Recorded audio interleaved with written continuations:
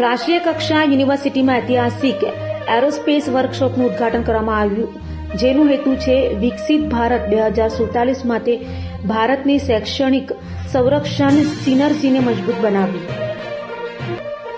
રાષ્ટ્રીય રક્ષા યુનિવર્સિટી ગાંધીનગરના આંતરિક સુરક્ષા સંરક્ષણ અને વ્યૂહાત્મક અભ્યાસ કેન્દ્ર એરોસ્પેસ સ્ટડીઝ દ્વારા એરોસ્પેસ વર્કશોપનું સફળતાપૂર્વક ઉદ્ઘાટન કરવામાં આવ્યું. વર્કશોપનું ઉદ્ઘાટન યુનિવર્સિટીના vice chancellor, pro vice chancellor, air marshal Anil Chopra, DIG Indian coast guard Rajesh Makwana, Nilesh M Desai, director space application centre અને આરઆરયુના વરિષ્ઠ અધિકારીઓ દ્વારા કરવામાં આવ્યું હતું.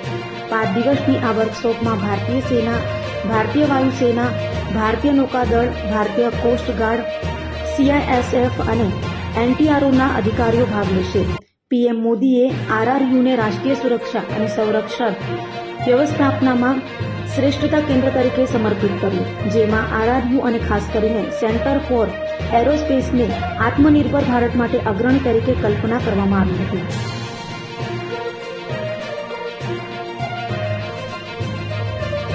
एरोस्पेस की सबसे बड़ा मीडियम है आज के दिन में, चाहे वो पीस है चाहे वो कॉन्फ्लिक्ट है. और आपने देखा है कि पीछे लास्ट 4-5 साल में ही देख लो, चाहे वो यूक्रेन हो, चाहे वो वेस्ट एशिया हो, चाहे वो वेनेजुला हो, चाहे हमारा ऑप सिंदूर हो, तो आपने देखा कि एरोस्पेस का ही मेन एक्शन है. और एयर और स्पेस में सक्सीड करना बहुत जरूरी है. तभी जो सरफेस की वॉर है, चाहे वो सी पे है चाहे लैंड पे है या सब सरफेस वॉर है, अगर आप एयर में सक्सीड नहीं करेंगे तो losses will be much much higher. So you have to win air war को जीतना है ताकि सरफेस की वॉर भी आप जीत सको. और इसमें क्या करना है मैं बताना चाहता हूं कि कोई टेक्नोलॉजी देता नहीं है इस दुनिया में. हर को अपनी टेक्नोलॉजी, अपनी कैपेबिलिटी खुद करनी है. उसके लिए बहुत रिसर्च एंड डेवलपमेंट में पैसा लगाना है. आज के दिन में सिर्फ 0.6% of our GDP we are spending on research and development. China 2.6% कर रहा है और अमेरिका 3.6% कर रहा है. गवर्नमेंट कॉन्शियस है, वो 1% पे उनका टारगेट है. जल्दी से जल्दी 1% आप जीडीपी बढ़ाएं, क्योंकि R&D नहीं करोगे तो दूसरा कोई टेक्नोलॉजी आपको घर बैठे बैठे नहीं देने वाला. चाहे वो हमारी एरो इंजन की टेक्नोलॉजी है, 5th जनरेशन एयरक्राफ्ट की टेक्नोलॉजी है, नहीं तो बाहर से खरीदते रहेंगे. आत्मनिर्भर होना डिफेंस में सबसे ज्यादा इंपॉर्टेंट है और एरोस्पेस में और भी ज्यादा इंपॉर्टेंट है. क्यों ज्यादा इंपॉर्टेंट है?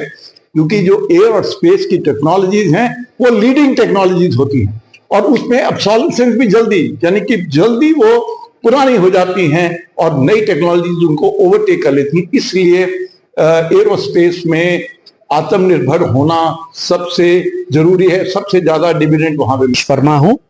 मैं सेंटर फॉर एरोस्पेस स्टडीज का सेंटर हेड हूं राष्ट्रीय रक्षा यूनिवर्सिटी में.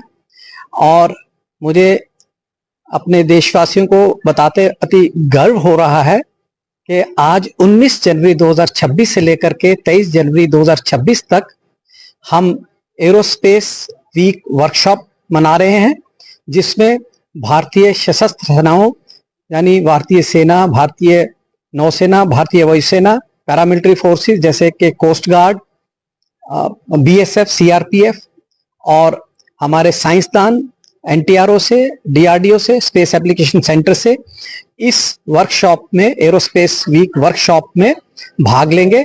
और इस वर्कशॉप में बहुत से सीनियर अधिकारीगण भारतीय सेना के, भारतीय वायुसेना के और हमारे साइंटिस्ट जो हैं वो आकर के हमारे अधिकारीगणों से बात करेंगे. और ये एक अति महत्वपूर्ण माइलस्टोन है राष्ट्रीय रक्षा यूनिवर्सिटी के लिए और देश के लिए. और इससे हम ये रास्ता भी आगे तय करेंगे कि हम एरोस्पेस को कैसे बहुत अच्छी तरह से इस्तेमाल कर सकते हैं और कैसे हम अपने प्रधानमंत्री श्री नरेंद्र मोदी जी का सपना जो आत्मनिर्भरता की ओर हमें ले जा रहा है उसका एरोस्पेस की तरफ से पूर्ण कर सके. जय हिंद. हम अपने स्टूडेंट्स को, अपने अधिकारियों को ये ज्ञान देंगे कि एयरस्पेस में क्या है, सैटेलाइट्स कैसे काम करते हैं, सैटेलाइट्स को कैसे हम एक्सप्लॉइट कर सकते हैं, उनकी यूटिलाइजेशन कैसे है.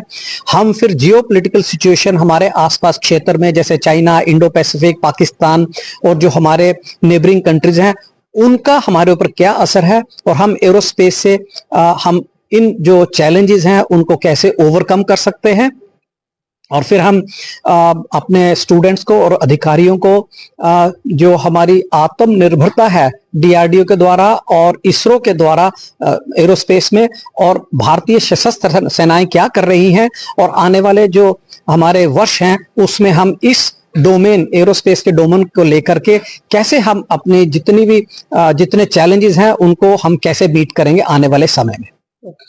जय भारत, वंदे मातरम।